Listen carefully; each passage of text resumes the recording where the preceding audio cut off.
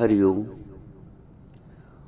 वेदों को भगवान की वाणी कहा जाता है।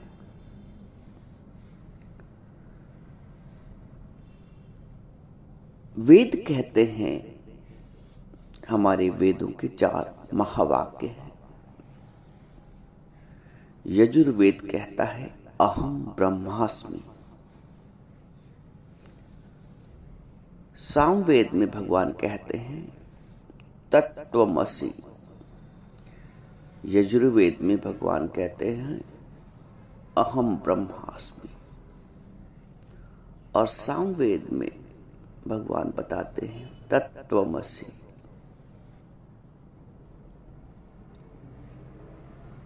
मैं तो ब्रह्म हूं। दूसरी पंक्ति में यह भी बताया जाता है कि तत्त्वम् असि। तत् माने वो, त्वम अर्थात तुम, असि माने हो। तुम वही हो। कौन?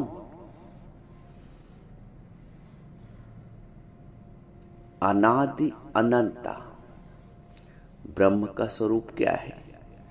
जिसका ना आदि है और जिसका ना अंत है, अर्थात जिसका कभी आरंभ ही नहीं हुआ है, आदि ही नहीं हुआ, इसलिए उसको अनादि बोलते। और जिसका कभी अंत भी नहीं हुआ है, ना होगा, इसलिए उसे अनंत बोलते हैं।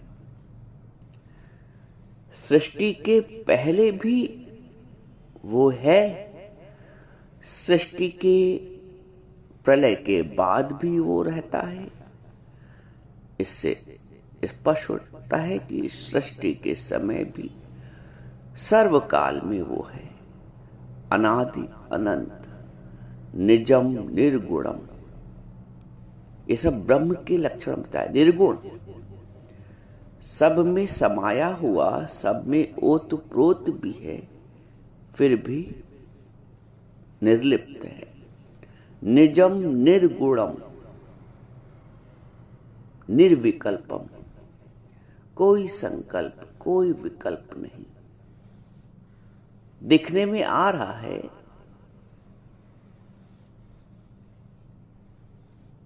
लहरें सागर में, परंतु सागर अति गंभीर है, अति गहरा है, हलचल रहित है।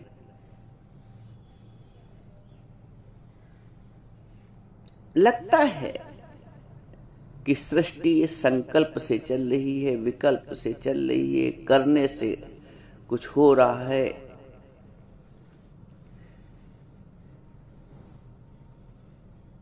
भगवान का वास्तविक स्वरूप क्या है?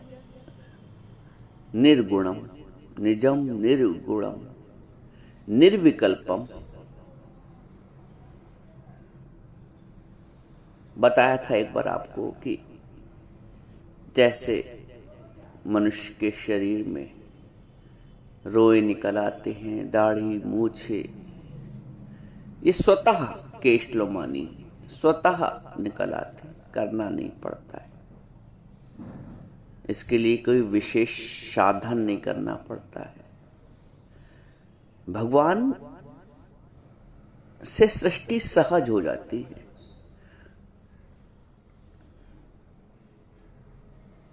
उसको विचार नहीं करना पड़ता है। निजम निर्गुणम निर्विकल्पम निरीहम चिदाकाश माकाश वासम भजेहम।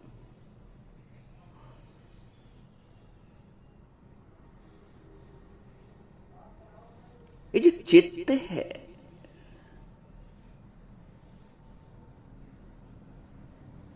ये जो चित्त चेतन लगता है ना, चिदाकाश,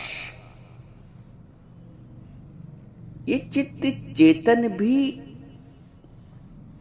उस ब्रह्म की सत्ता से है।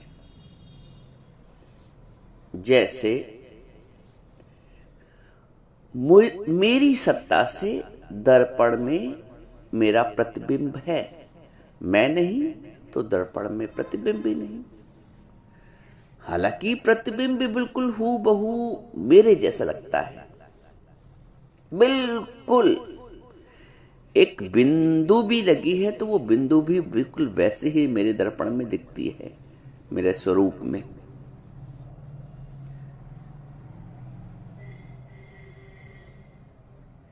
क्या मेरे बिना दर्पण में प्रतिबिंब का दिखना संभव है? मैं हूं तो प्रतिबिंब है। वास्तव में प्रतिबिंब में कोई सत्यता नहीं है। प्रतिबिंब को पकड़ना चाहो, बात करना चाहो, बिल्कुल संभव नहीं है। आप अपने पे कुछ भी करो, आप माला पहनो तो प्रतिबिंब भी माला पहन लेगा, लेकिन केवल प्रतिबिंब माला पहन ले,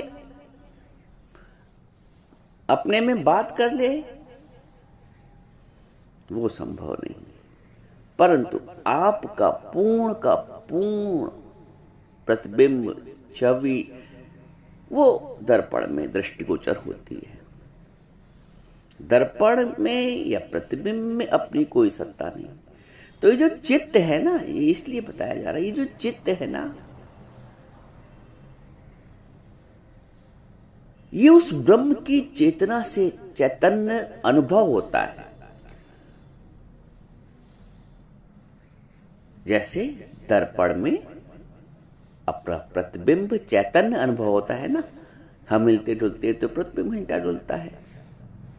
वास्तव में प्रतिबिंब में कोई ऐसी सामर्थ्य नहीं है। वैसे ही चित्त में, मन में, बुद्धि में, जिसको हम अंतःकरण कहते हैं, उसमें अपनी कोई सामर्थ्य नहीं है। लेकिन भ्रम लग रहा है कि चित्त सामर्थ्यवान है, मन बुद्धि ये ना सोचे कैसे काम करे, ये इंद्रियां ना कार्य करें, कर्म इंद्रियां तो कार्य ना हो। ये बिल्कुल वैसे ही असंभव है, बिल्कुल वैसे ही काल्पनिक है जैसे कि मूल स्वरूप और प्रतिबिंब। प्रतिबिंब में अपनी कोई उसकी सामर्थ्य नहीं है कि हिल भर ले। आप हिलोगे तो प्रतिबिंब हिलेगा, प्रतिबिंब स्वयं नहीं हिल सकता, सामर्थ्य नहीं, क्योंकि वो भ्रम है। संपूर्ण जगत ईश्वर की सत्ता से, मूल है ईश्वर अथवा ब्रह्म, और उसकी सत्ता से समस्त जगत प्रतिबिंबित हो रहा है। हुआ क्या है, हम प्रतिबिंब में अटक के रहेंगे।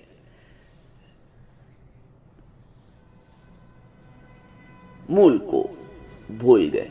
अब इस मूल का स्मरण गुरु कराता है। प्रतिबिंब इतना सत्य हो गया कि जीवन भर हम जो व्यवहार करते हैं वो प्रतिबिंब से करते हैं। अब आप प्रतिबिंब से कोई व्यवहार करना चाहो तो क्या कर पाओगे? नहीं कर पाओगे। करोगे तो अपने साथ ही करोगे।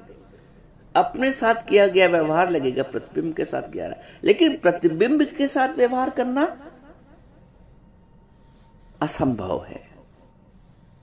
और संपूर्ण मनुष्य समुदाय प्रतिबिंब अर्थात पर से व्यवहार करता है।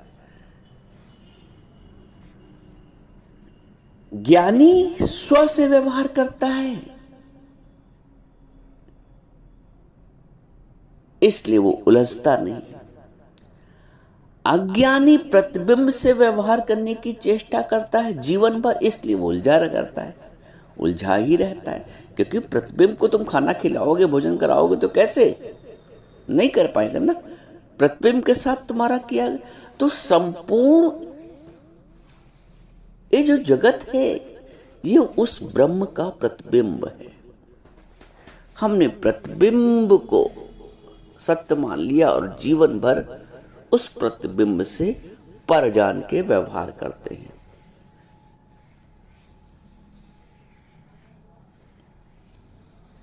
यहां एक रहस्य है, यहां एक पहेली है जिसको ज्ञानी बूझता है अपने गुरु के सहायता से। एक बूझे तापाक, एक ना बूझे तो सदा नापाक।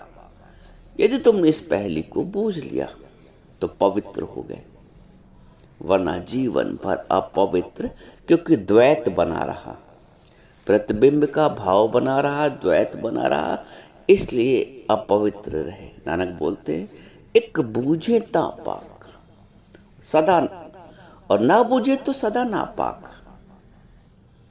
पवित्र होना है तो तुम्हें इस पहेली को गुरु की सहायता से बूझना पड़ेगा।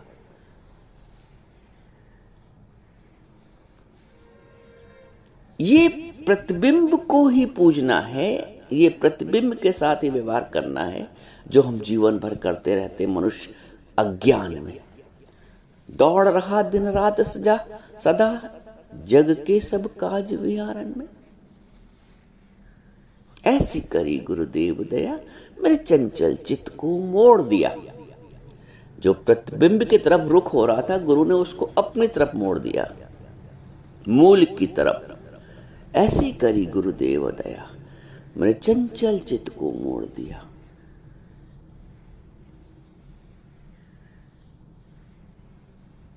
अधिकांशतः आपने देखा होगा, लोग कर्म, धर्म, फर्ज, ड्यूटीज, सात्विक कर्म सब कुछ करते हैं और अंत में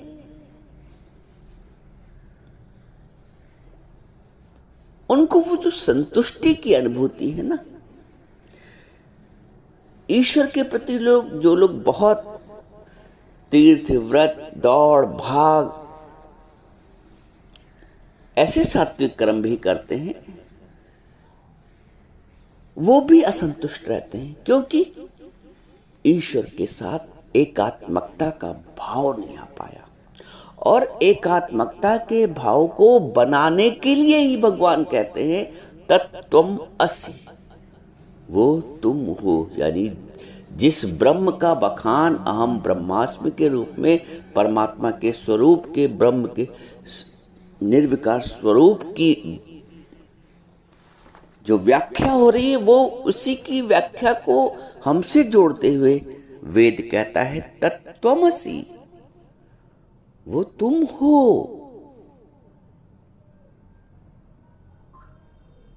निजम निर्गुणम निर्विकल्पम निरीहम चिदाकाशमाकाश वासम भजेहम।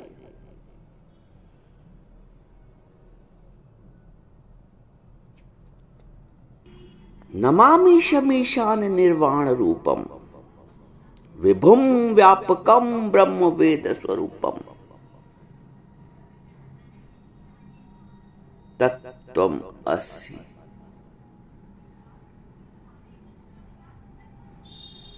जब तक इस पृष्ठभूमि पर, जो वास्तविक पृष्ठभूमि, तुम प्रतिबिंब की भूमि पर व्यवहार करते हो, वास्तविक जीवन की जो भूमि है जिसके आधार पे हम अपना जीवन यापन कर सकते हैं, वो वेद बताता है हमें। अहम ब्रह्मास्मि तत्त्वमसि। ये जो तत्त्वम् असि का भाव है, ये जो वेदों की उद्घोषणा है कि वो तुम हो, हम इस पर ही विश्वास नहीं कर पाते। जो मूल का दर्शन है, हम प्रतिबिंब की तरफ ही उन्मुख रहते हैं। एकाकार विवाह में क्या होता है? मिलन। मिलन में क्या होता है? एकाकार। दो से एक होने की प्रक्रिया।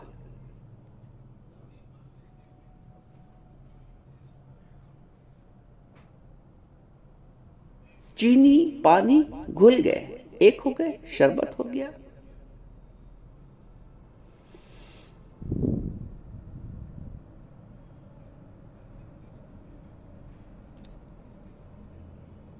अहम ब्रह्मास्मि तत्त्वमसि।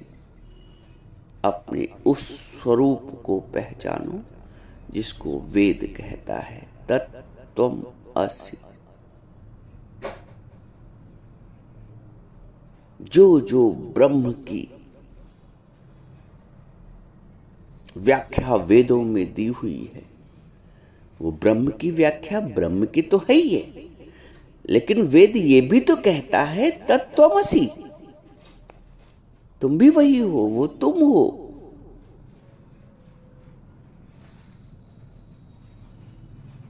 तीसरा वेद का महावाक्य आता है, अयम आत्मा ब्रह्म। जो आत्मा ब्रह्म है ये मैं हूं।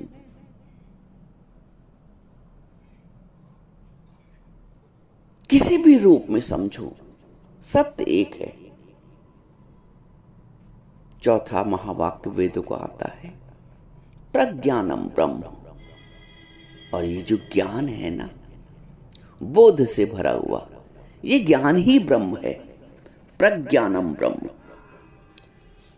पहला वाक्य यजुर्वेद में है, अहम ब्रह्मास्मि। दूसरा वाक्य सामवेद में है, तत्त्वमसि। तीसरा वाक्य अथर्ववेद में है, अयम आत्मा ब्रह्म। और चौथा महावाक्य ऋग्वेद में है, प्रज्ञानम ब्रह्म। जब तक हम वेद नहीं समझेंगे,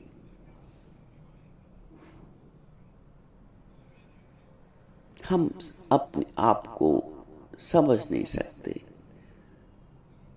जब तक अपने आप को नहीं समझेंगे, पूर्णता का अनुभव नहीं कर पाएंगे।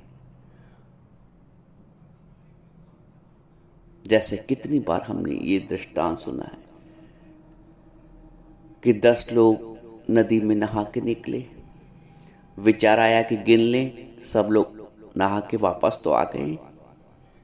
ऐसा तो नहीं कोई रह गया अंदर, पानी में डूब गया हो, बिछुड़ गया हो। सब बारी बारी से गिनते हैं, संख्या 9 आती है। परेशान, मेरा एक साथी डूब गया। उधर से संत निकले। क्यों परेशान हो बच्चों?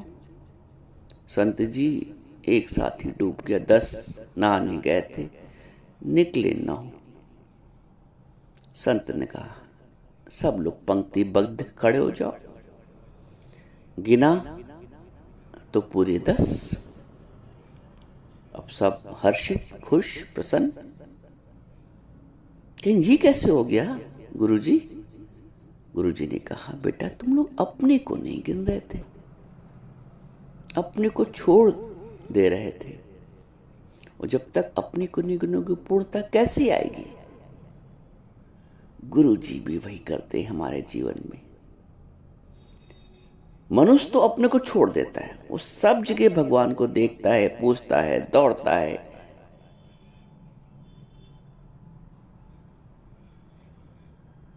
जब तक अपने आप में उस ईश्वर को लखेगा नहीं। लखना चाहे अलख को तो उसमें ही लख ले। उस अलख को जब तक अपने में नहीं लखोगे, तुम दौड़ते ही रहोगे, वो दौड़ कभी समाप्त नहीं होगी। इसलिए वेद मुक्त स्वरों में कहता है, तत्त्वमसि तत्त्वमसि तत्त्वमसि।